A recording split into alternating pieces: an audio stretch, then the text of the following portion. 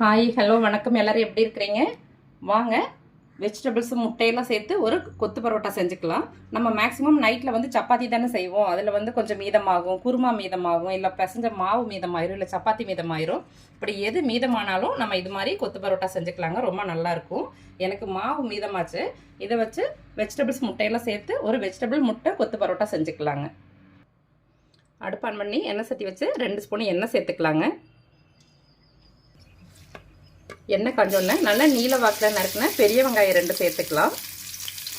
கூடவே நீல வாக்கில் கட் பண்ண கேரட்டு, அப்புறம் அதே மாதிரி நீல வாக்கில் கட் பண்ண முட்டைக்கோசு, குடமிளகாய் எல்லாம் சேர்த்து நல்லா வதக்கிக்கலாங்க.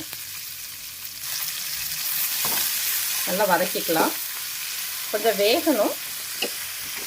ஒரு 2 நிமிஷம் வதக்கிக்கலாம். இது வதங்கிட்டு இருக்கட்டும். எனக்கு சப்பாத்தி மாவு கொஞ்சம் மீதமாச்சு. நான் சப்பாத்தி போட்டு வச்சுருக்கிறேன்.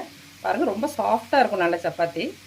நம்ம நைட்டு மீதமான சப்பாத்தி இருந்தால் கூட நம்ம எடுத்துக்கலாம். இதை அப்படியே பொடி பொடியாக அப்படியே நம்ம கட் பண்ணி எடுத்துக்கலாங்க. சும்மா கையாளி பிச்சு எடுத்துக்கலாம். இது மாதிரி கொத்து பரோட்டா செய்கிறதுனால நமக்கு 2 பெனிஃபிட் இருக்குங்க. ஒன்று வந்து எதுவும் மீதமாகாது, வேஸ்ட் ஆகாது. இன்னொன்று ரொம்ப ஹெல்த்தியான ஒரு பிரேக்ஃபாஸ்ட்டுங்க. இது லஞ்சு கூட எடுத்துக்கலாம். ரொம்ப ஹெல்த்தியாக இருக்கும். பாருங்கள், நல்லா வதங்கிருச்சு. இப்போ வந்து நம்ம முட்டை சேர்த்துக்கலாம். நீங்கள் எவ்வளோ சப்பாத்தி எடுக்கிறீங்களோ அதுக்கு தகுந்த மாதிரி முட்டையை சேர்த்துக்கோங்க.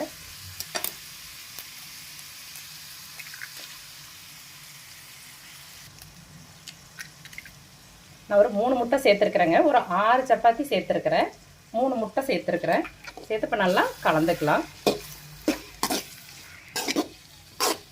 ரொம்ப நைஸாக கிளறக்கூடாது. முட்டை ரொம்ப உடஞ்சி வரக்கூடாது. கொஞ்சம் மொட்டு மொட்டாட்டம் இருக்கணும்.